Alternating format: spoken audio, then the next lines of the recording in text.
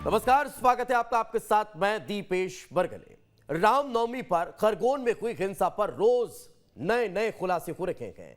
गुरुवार को मामले में पीएफआई यानी पीपुल्स फ्रंट ऑफ इंडिया का नाम सामने आ गया, लेकिन साजिश की कड़ियां विदेश से जुड़ती नजर आई।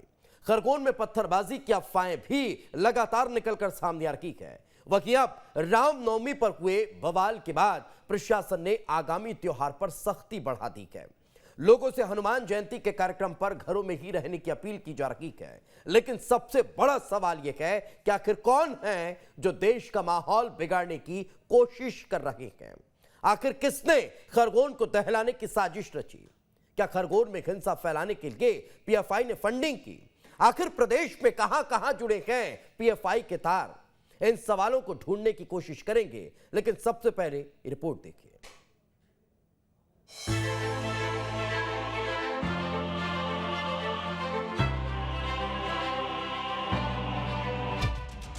खरगोन में रामनवमी के दिन सुलगे हिंसा की आग बुझने का नाम नहीं ले रही। हिंसा में अब इंटरनेशनल कनेक्शन की बात सामने आ रही है। जानकारी के मुताबिक रामनवमी पर देश भर में गड़बड़ी फैलाने की साजिश रची गई थी। रामनवमी के मौके पर खरगोन को दंगे की आग में झोंकने के लिए पीएफआई के जरिए फंडिंग की बात भी सामने आ रही है। पुलिस इस मामले में हर एंगल से जाँच कर रही है। कोई भी ऐसा बाहरी संगठन या ऑर्गेनाइज्ड ग्रुप अगर इसको फंडिंग कर रहा है तो उस संबंध में भी जांच कराई जा रही है। विभिन्न पहलू जैसे फाइनेंसिंग हो गया, जो कोई बाहर से यदि किसी का आउटर लोगों का इन्वॉल्वमेंट हुआ तो उन सब की जांच कराई जा रही है, और अगर इन्वॉल्वमेंट आता है तो कड़ी कार्रवाई की जाएगी। उधर हिंसा के बाद खरगोन में हालात अभी सामान्य नहीं है। पूरे खरगोन में पुलिस का सख्त पहरा है, लेकिन उसके बाद भी उपद्रवी अपनी हरकतों से बाज नहीं आ रहे। आनंद नगर इलाके में एक बार फिर पत्थरबाजी की घटना सामने आई, जिसके बाद पूरे इलाके में तनाव का माहौल। सूचना के बाद से ही पुलिस ने मोर्चा संभाल लिया था। हालांकि प्रशासन ने इसे अफवाह बताया है।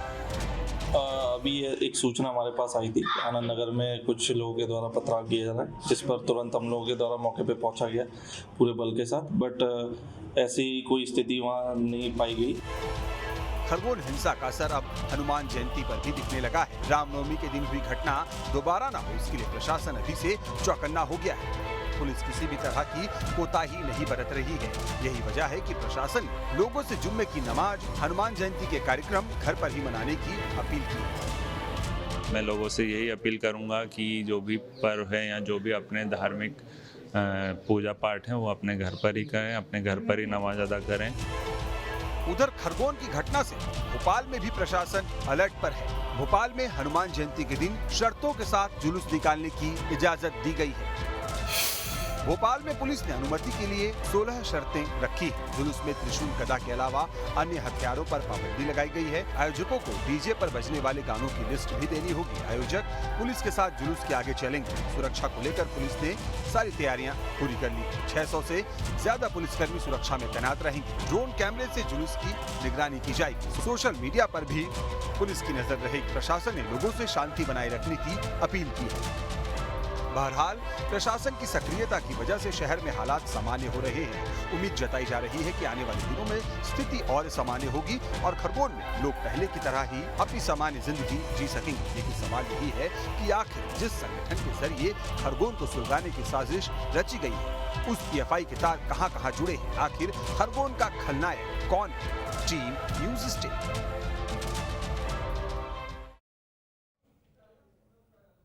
तो आखिर कौन है खरगोन हिंसा का मास्टरमाइंड? किसके इशारों पर यहां इस तरह से उपद्रव होता हुआ नजर आया? किसके इशारों पर मध्य प्रदेश जैसे शांत प्रदेश में अशांति फैलाने का प्रयास हुआ? आज इन तमाम सवालों के जवाब तलाशने की कोशिश करते हैं। डॉक्टर सत्यप्रकाश शर्मा जी हमारे साथ जुड़ चुके हैं, वरिष्ठ पत्रकार हैं। सर बहुत बहुत स्वागत आपका। एनके त्रिपाठी जी हमारे साथ हैं, रिटायर्ड डीजीपी हैं, बहुत बहुत स्वागत सर आपका। पंकज चतुर्वेदी जी भारतीय जनता पार्टी का पक्ष रखेंगे, पंकज जी आपका बहुत बहुत स्वागत। संतोष परिहार जी हमारे साथ जुड़ चुके हैं, कांग्रेस का पक्ष रखेंगे, संतोष जी आपका भी बहुत बहुत स्वागत। पंकज जी शुरुआत आप ही से करते हैं। खरगोन हिंसा में पीएफआई और आईएसआई जैसे संगठनों का, मैं कह रहा हूं आतंकी संगठनों का इन्वॉल्वमेंट नजर आना, उनके द्वारा इस पूरे मसले को लेकर फंडिंग की जाना, क्या ऐसा नहीं लगता कि भविष्य में हिंदू तीज त्योहारों पर और खतरा मंडराता हुआ नजर आ रहा है? और अगर ऐसा है तो फिर क्या ये माना जाए कि एक चुनौती बड़ी है प्रदेश की शांति को बहाल करना? जी, आतंकवाद अंतर्राष्ट्रीय स्तर पर एक बड़ी चुनौती है, लेकिन मध्य प्रदेश में मैं आपके बड़े मंच से आपको आश्वस्त करना चाहता हूँ कि कितनी भी बड़ी चुनौती हो, मध्य प्रदेश में भारतीय जनता पार्टी की सरकार सजग, सक्षम और सतर्क है। और इसीलिए खरगोन के विषय में भी हमने जैसी षड्यंत्र की जानकारी अब तक नजर आ रही है, आज आपकी चैनल पर ब्रेकिंग भी चली कि खरगोन में 4 ऐसे लोगों को गिरफ्तार किया है जो गुजरात से आए थे और टेरर फंडिंग के कोण को लेकर पूछताछ जारी है, तो सबको नियंत्रित किया है। और ये वो मध्य प्रदेश है जिन्हें इन्हीं मुख्यमंत्री शिवराज जी के नेतृत्व में सिमी का नेटवर्क मध्य प्रदेश में ध्वस्त किया और उसके बाद से दक्षिण भारत के कुछ राज्यों में पॉपुलर फ्रंट ऑफ इंडिया, जिसको PFI कहा जाता है, उनकी छात्र विंग है campus front of India CFI। और कर्नाटक के हिजाब विवाद में इनका बहुत बड़ा योगदान था। और आपने बिल्कुल ठीक कहा कि अंतर्राष्ट्रीय स्तर पर यह मामला है, क्योंकि कर्नाटक के हिजाब विवाद को लेकर PFI की भूमिका को लेकर अंतर्राष्ट्रीय आतंकवादी संगठन अल कायदा का प्रमुख आयमान अल जवारी यदि वक्तव्य जारी करे, 8 मिनट का वीडियो जारी करे, इस विषय की प्रशंसा करे, तो इसकी गंभीरता को समझा जा सकता है। और इसीलिए सरकार ने पूरी व्यवस्था करी और आज मध्य प्रदेश में के अन्य 51 जिलों में खरगोन को छोड़कर हनुमान जयंती का पर्व हो, शुक्रवार की नमाज हो, सबने इत्मीनान के साथ नमाज पढ़ी है। ये त्यौहार खरगोन में मनाया गया, पर वहाँ थोड़ी अतिरिक्त सुरक्षा के साथ में। अब बड़ा विषय इस बात को लेकर है कि जिस प्रकार की मानसिकता PFI और PFI से जुड़े संगठन काम करते हैं, मैं सरकार की उपलब्धि बताऊं आपको। भोपाल से जो बांग्लादेशी आतंकवादी संगठन अल मुजाहिदीन, उसके आतंकवादी पकड़े गए। रतलाम से कुछ और आतंकवादी पकड़े गए जो राजस्थान और रतलाम के बीच जाकर कुछ षड्यंत्र बड़ा रच रहे थे। तो ये सारी स्थितियां हैं, तो सरकार के पक्ष पर जो किला है वो मजबूत है। और कोई भी बड़ा संगठन हो, मध्य प्रदेश की सरकार, केंद्र सरकार की सुरक्षा एजेंसियां, हम सब मिलकर इस प्रकार की किसी भी योजना और षड्यंत्र को मध्य प्रदेश की धरा पर सफल नहीं होने देंगे। ये शांति का क्षेत्र है और इस क्षेत्र में सबको वही अधिकार है जो भारतीय जनता पार्टी की सरकार में होता है, सबका साथ, सबका प्रयास, सबका विकास और सबका विश्वास। सारे धर्म भारतीय जनता पार्टी की सरकार के लिए एक हैं और इसीलिए मध्य प्रदेश में और देश में जब से भारतीय जनता पार्टी की सरकारें हैं तो दंगे नहीं होते हैं। और यदि खरगोन जैसा कोई घटनाक्रम होता भी है तो उस पर तत्काल नियंत्रण स्थापित कर लिया जाता है। और पुलिस के अधिकारी मौके पर मौजूद है। पुलिस कप्तान यदि स्वयं यदि चोटिल हो तो इशारा दिखाता है कि हमारा पुलिस बल में, प्रवक्ता नहीं है पुलिस का, लेकिन पुलिस बल भी मुस्तैदी के साथ उपस्थित है। तो हम उनको भी धन्यवाद देते हैं, प्रशासन के उन लोगों को भी साधुवाद देते हैं कि जो आज भी अपने दायित्व निर्वहन के लिए पिछले 4-5 दिनों से बराबर मैदान में मोर्चे पर हैं, ताकि खरगोन की आम जनता की सुरक्षा जो है वो अक्षुण्ण रहे और मध्य प्रदेश की शांति सशक्त रहे। नहीं, बिल्कुल आपने कई बातों का जिक्र किया। 2006 के बाद अगर सिमी के बाद अगर PFI मध्य प्रदेश में सक्रिय नजर आ रहा है, क्योंकि उज्जैन, खरगोन, खंडवा, बड़वानी, खरगोन, इन तमाम क्षेत्रों में अगर उसके स्लीपर सेल काम कर रखेंगे तो उन्हें ध्वस्त करने के लिए क्या स्ट्रेटेजी में, उस पर एक और सवाल आपसे लूंगा, वापस लौटूंगा। संतोष परिहार जी, एक महत्वपूर्ण सवाल यही है सर, जिस कार्रवाई पर आप लोग लगातार सवाल खड़े कर रहे थे, जिनके विरुद्ध कार्रवाई को लेकर आप लोग प्रश्न चिन्ह लगा रखे थे, वो लोग तो PFI और ISI के इशारों पर काम कर रहे थे। क्या अब भी आप लोग उनके साथ हैं? देखिए दिपेश जी, ये जो आरोप लगाने वाली बात है, हम ये तो आपके मुंह की बात है, आप जो बोलना चाहें आप स्वतंत्र से बोल सकते हैं। मध्य प्रदेश सरकार की जो जिम्मेदारी है, पूरे भारत सरकार की जिम्मेदारी, उस हिसाब से जो है काम कर रही है सरकार उसके अंदर। हम किसी के इसमें समर्थन में है या उसमें ये हमने आपसे कहाँ बोला, ये तो आप बोल रहे हो तो आपकी भावना है। जहां तक मध्य प्रदेश के अंदर पूरे देश में जो है भारतीय जनता पार्टी की सरकार दिल्ली में है, प्रदेश में भारतीय जनता पार्टी की सरकार है, इसके बाद भी जो है आए दिन जो है, अभी 2 दिन पहले अभी आपके अम्बेडकर जयंती में जो जुलूस निकला, कितने शांतिपूर्ण तरीके से पूरे निकल गया। तो ये कराने वाले कौन लोग हैं, ये पूरे अच्छे से आप भी जानते हो, पूरे प्रदेश, पूरा देश जानता है। नहीं, शायद एक बार फिर से मैं अपना सवाल दोहराता हूं संतोष जी, आप सवाल सुन नहीं पाएंगे। मैंने सवाल किया कि जिन लोगों के विरुद्ध कार्रवाई हो रही थी उस पर आप लोग सवाल खड़े कर रहे थे, जिन लोगों के घरों को बुलडोजर से नेस्तनाबूद किया जा रहा था उस कार्रवाई पर आप सवाल खड़े कर रहे थे। तो ये तो वही लोग हैं जिनके विरुद्ध कार्रवाई हुई, ये वही लोग हैं जो लोग PFI और ISI के इशारे पर पथराव कर रहे थे, और आप उन लोगों के विरुद्ध हो रही कार्रवाई पर सवाल खड़े कर रहे थे। तो क्या इनडायरेक्ट वे में आप जिन लोगों के साथ खड़े थे अभी भी उन्हीं के साथ हैं? अभी भी आप उन पर हो रही कार्रवाई को नाजायज ठहरा रखेंगे? देखिए जो भी कार्रवाई है, जो भी इसमें इन्वॉल्व है उसको सजा मिलना चाहिए। उसके साथ कभी कभी वो नहीं रहे। लेकिन ये दिव्य जी जो आप बातें कर रहे हो, हमारे कहने का मतलब ये है कि सब कार्रवाई जो है पूरे जो है उसमें होना, उसमें जबरदस्ती किसी को नहीं फंसा। जो भी कार्रवाई होना चाहिए। और आप जहां तक बातें कर रहे हैं दंगे, जिसकी बात जो एक अगर किसी ने करा है अपराध तो उसके साथ एक पूरे सभी के साथ जो है सर कार्रवाई गलत, किसी को दोष निर्दोष उन पर कार्रवाई नहीं होना। ठीक है, निर्दोषों पर कार्रवाई नहीं होनी चाहिए, लेकिन अभी तक तो खैर जो अपराध करे उसमें कार्रवाई हो, निर्दोषों पर कार्रवाई नहीं। पता चले एक किसी ने वो करा तो पूरे के पूरे जो बस्ती को कर दिया। ठीक, मैं लौट रहा हूं आपके पास। एनके त्रिपाठी जी हमारे साथ हैं। सर, बड़ा महत्वपूर्ण सवाल, पीएफआई और आईएसआई जैसे संगठन अगर मध्य प्रदेश जैसे प्रदेश में और खरगोन जैसी जगह पर अपने स्लीपर सेल तैयार कर रखे हों, तो फिर इसे ध्वस्त करने के लिए क्या कोई नई स्ट्रेटेजी के साथ काम करना होगा? और वर्तमान परिस्थितियों को आप कैसे देख रहे हैं कि खरगोन जैसी हिंसा में पीएफआई की फंडिंग?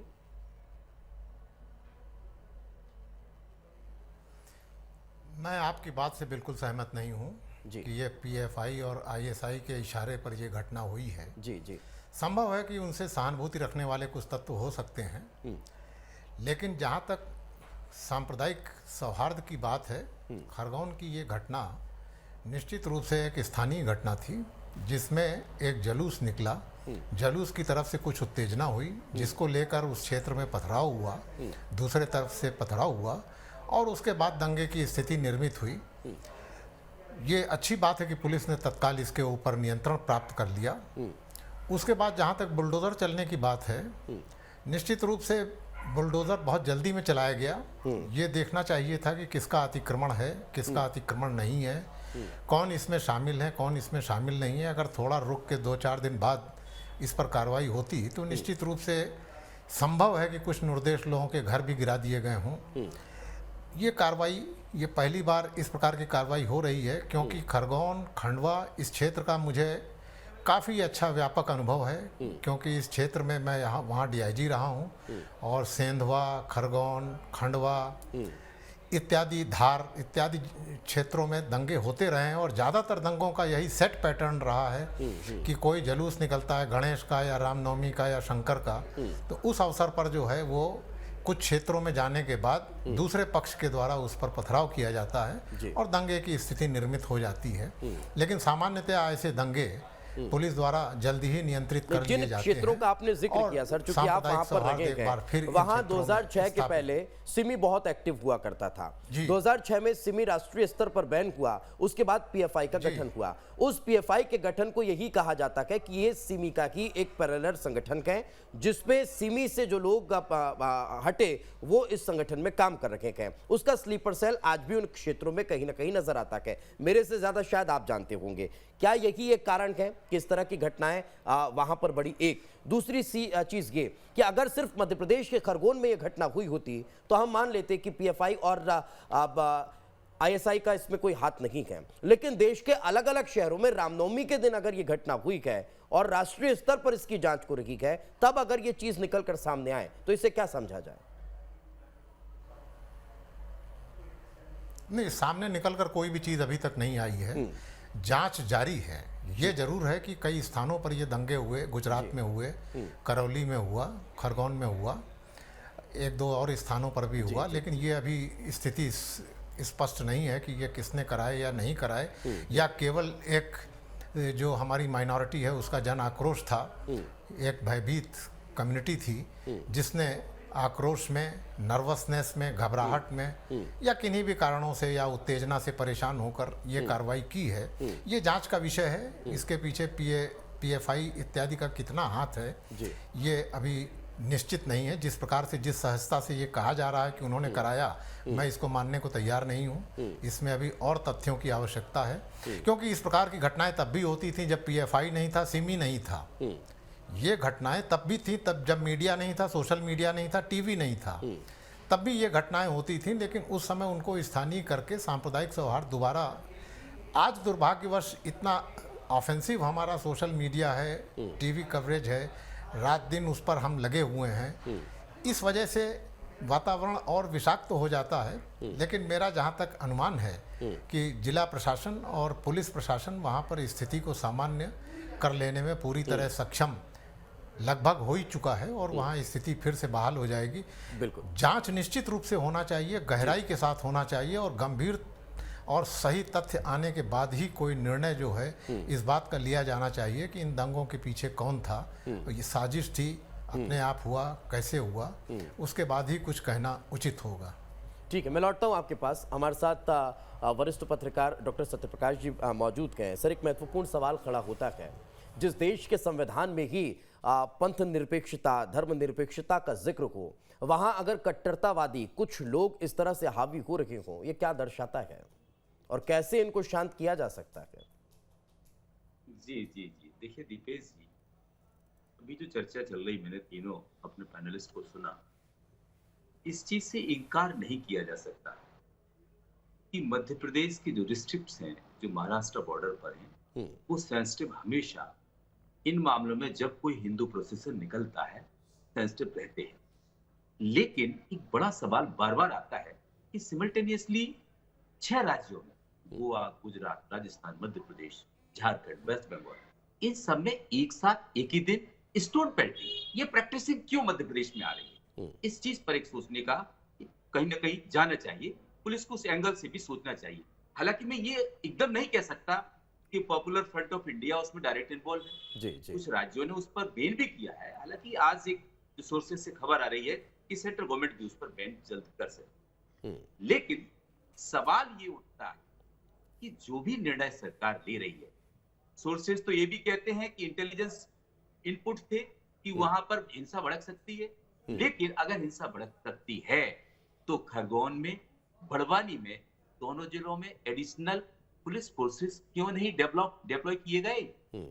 हालांकि ये जो घटना खरगोन में घटी है, ये घटना बड़वानी के सेंधवा में भी घट सकती थी, लेकिन वहां के डिस्ट्रिक्ट एडमिनिस्ट्रेशन यानी कि कलेक्टर शिवराज सिंह वो वहां पर हैं, उन्होंने एक सूझबूझ का परिचय दिया, जहां तक जो मुझे रिपोर्ट्स मिली है उसके आधार पर, कि उन्होंने प्रोसेसन को बदस्तूर जारी रखने दिया, पेल्टिंग थोड़ी हुई, उसको शांत किया और इसके बाद फिर दोबारा जब प्रोसेसन खत्म हुआ जिसमें 15,000 लोग थे, तो ये सेंधवा में भी घटना घट सकती थी। अगर उस समय कुछ एक्शन पुलिस या 144 इंपोज कर देती या कर्फ्यू लगा देती तो घटना और भयावह वहां भी हो सकती थी। लेकिन सवाल इस बात का बनता है कि सरकार आखिर क्या उसका इंटेलिजेंस इतना मजबूत नहीं है? ये घटनाएं कोई दूसरा, जब बीजेपी के प्रदेश अध्यक्ष कहते हैं कि भाई पीएफआई का रोल हो सकता है, वो कहीं न कहीं इसके पीछे है, तो जब आपको पता था तो आपकी सरकार उसमें क्या करती रही? आपको तुरंत एक्शन लेना चाहिए। लेकिन इस बात से मैं त्रिपाठी जी की से इत्तेफाक रखता हूं कि किसी भी बड़ी जांच के बाद किसी व्यक्ति पर एक्शन लेना चाहिए। हो सकता है कुछ ऐसे भी हो जाते हैं, जैसे आपने देसी कहावत सुनी है कि गेहूं के साथ भुना भी पिस जाता है, तो कुछ भुना तो नहीं पिस गया है, उस भुना के क्या दोष?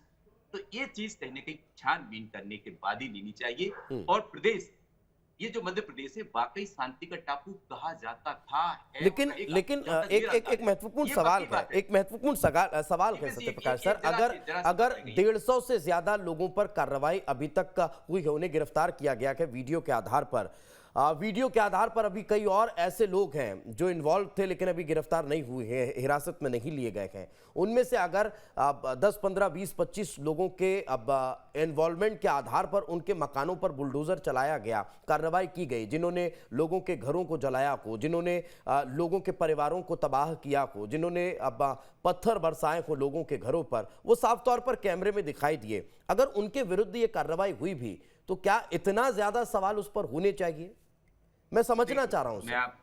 मैं आपको एक चीज बताऊं, मध्य प्रदेश के बारे में, जैसा जी पंकज जी, आ रहा हूं, पीसफुल स्टेट है, इसको कहीं ना कहीं बाहर के लोग जो कहीं ना कहीं देश के अंदर उन्माद फैलाना चाहते हैं, उनका हाथ हो सकता, वही उनको भड़काते हैं। मध्य प्रदेश का मुस्लिम और हिंदू दोनों ही बहुत ही पीसफुली इस प्रदेश में हार्मनी के साथ रहते हैं। लेकिन ये बात पक्की है कि अगर आपने चिन्हित किए हैं, हिंदुस्तान में 98% मकान ऐसे होते हैं जो कहीं ना कहीं इलीगली बने ही होते हैं। भले 1% बनाओ, 2% बनाओ, 10% बनाओ, लेकिन कोई भी फुल नॉर्म्स को फॉलो नहीं करता है, तो इलीगल कंस्ट्रक्शन तोड़ा जा सकता है। कहने का तात्पर्य ये है, थोड़ा सा धैर्य के साथ तोड़ते, एक बड़ा इन्वेस्टिगेशन अपने लेवल पर करते, वो ठीक है, फुटेज देखे आपने, उनमें पता लग रहा है और एक्शन होना चाहिए। जो शांति भंग करे, चाहे वो किसी भी ग्रुप का हो उसके खिलाफ कार्रवाई होनी चाहिए, लेकिन धैर्य के साथ चाहिए। बात को मैं बार बार एंडोर्स कर रहा हूं। नहीं, मैं उस बात से इत्तेफाक रख रहा हूँ, मैं आपकी इस बात से बिल्कुल इत्तेफाक रख रहा हूँ कि धैर्य के साथ होना चाहिए, लेकिन अब सवाल खड़ा होता है कि जो भयावहता हमने देखी, जो तस्वीरें वहां की निकलकर सामने आई, वो बेहद चौंकाने और डराने वाली थी। पंकज जी, आप कुछ कहना चाह रहे थे, साथ साथ मेरा भी एक महत्वपूर्ण सवाल, मैं एक सवाल भी पुटअप कर देता हूं सर। वो सवाल ये है कि अगर उज्जैन, खरगोन, बड़वानी, खंडवा, बुरहानपुर ऐसे स्थानों पर एक बार फिर अगर पीएफआई का स्लीपर सेल सक्रिय हो रहा है, तो क्या उसे खत्म करने के लिए एक नई स्ट्रेटेजी के साथ काम करना होगा? ये सवाल इसलिए पनप रहा है सर क्योंकि उज्जैन की घटना तब भी पीएफआई का एंगल निकलकर सामने आया, इंदौर में चूड़ीवाले के बाद जो थाने का घेराव हुआ उसके बाद भी इस तरह के मामले सामने आए, अब खरगोन हिंसा के बाद एक बार फिर ये सवाल खड़ा हो रहा है। तो क्या अब एक नई स्ट्रेटेजी के साथ काम करने की दरकार है? दीपेश जी, पहले तो त्रिपाठी जी, शर्मा जी के प्रति पूरे आदर भाव के साथ कि यदि आक्रोश में मैं कोई अपराध कर दूं, हत्या कर दूं, डर के मारे अपराध कर दूं, नर्वस होकर अपराध कर दूं, तो मुझे त्रिपाठी साहब यदि डीआईजी होते तो छोड़ देते कि मैंने आक्रोश में अपराध कर दिया, नर्वस था, परेशान था, हैरान था, छोड़ देते त्रिपाठी साहब। मैं इनसे बोलता आप डीआईजी हैं खरगोन के, मैंने सर आक्रोश में अपराध कर दिया सर, मैं बहुत नर्वस था, मैं सर डरा हुआ था। यही त्रिपाठी साहब मेरी खाल में भूसा भरवा देते यदि मैं अपराध करता डीआईजी होते। तो बहुत आदर के साथ बोल रहा हूँ सर आपसे।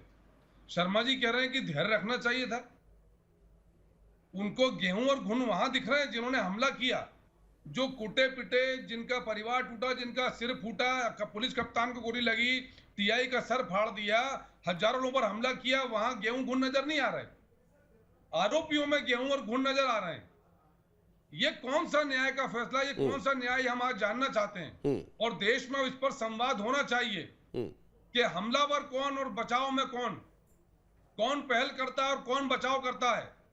क्या रामनवमी का जुलूस निकालने पाकिस्तान में जाएंगे जहां हिंदुओं को गिन गिन कर मारा और काटा जाता है, बांग्लादेश में जाएंगे, अफगानिस्तान में जाएंगे, कहां जाएंगे? और ये किसने तय कर दिया कि किसी क्षेत्र विशेष में धर्म के आधार पर मोहल्ला हो गया, गली हो गई, सड़क हो गई? ये राम का देश है, भारत की भूमि है, और धैर्य सबको रखना पड़ेगा। जो जिनने आक्रमण किया आज उनके लिए सहानुभूति कि गेहूं के साथ घुन तो नहीं पिस गया। क्या कौन से न्याय की सिद्धांत की बात कर रहे हैं? त्रिपाठी साहब जैसे बड़े अधिकारी कह रहे हैं कि आक्रोशित थे, पीड़ित थे, डरे थे, भयभीत थे। सर ये सब बातें स्टूडियो में अच्छी लगती हैं सर, आप तो मोर्चे पर मैदान में रहे सर।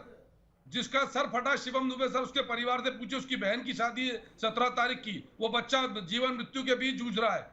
उस पुलिस कप्तान से पूछे जिसकी हड्डी फाड़ कर निकल गई, उसके भी माँ बाप हैं, वो भी गेहूं, उसके साथ भी घुन लगे हुए हैं। बिल्कुल पंकज जी, आपका आक्रोश जायज है, और ये धर्मनिरपेक्षता तुष्टिकरण दीपेश जी, ये तुष्टिकरण है। और मुझे दुख है कि कांग्रेस की तुष्टिकरण की मानसिकता का प्रभाव अभी भी देश में कई लोगों पर है। ये तुष्टिकरण कहलाता है सर। मैं आपकी बात को भी समझ रहा हूं और आपके आक्रोश को भी समझ रहा हूं, लेकिन फिर सवाल यही उठ रहा है ना सर कि अगर बुलडोजर से कार्रवाई हो रही है तो किस कानून के तहत हो रही है? ये सवाल बार बार राष्ट्रीय स्तर पर उठाया जा रहा है। उत्तर लीजिए सर, उत्तर लीजिए, महत्वपूर्ण विषय सर। मध्य प्रदेश नगर पालिका अधिनियम 1956, मध्य प्रदेश नगर पालिका अधिनियम 1961, मध्य प्रदेश नगर पालिका अधिनियम 2021 जिला प्रशासन को और नगर निगम नगर पालिकाओं को अधिकार देता है। और मध्य प्रदेश में 2020 अप्रैल से बराबर कार्रवाई चल रही है। 18,412 करोड़ मूल्य की भूमि, 21,500 एकड़ से अधिक की भूमि मुक्त कराई है माफिया के कब्जे से। पर उत्तर प्रदेश के बाद बुलडोजर ज्यादा हाईलाइट, उस पर आप मित्रों की कृपा है, मीडिया की। सरकार तो बदस्तूर अपना कार्य कर रही है। तो मेरा सर आग्रह सिर्फ यह है कि माफिया को दीपेश जी नहीं बख्शा जाएगा, दंगाइयों को मिटा देंगे, मैदान बना देंगे, ये सुनिश्चित है। ठीक है। और ये भाव हमको बदलना पड़ेगा सर, ये भाव सोचना पड़ेगा कि एक ही पक्ष में गेहूं भी दिखे और घुन भी दिखे।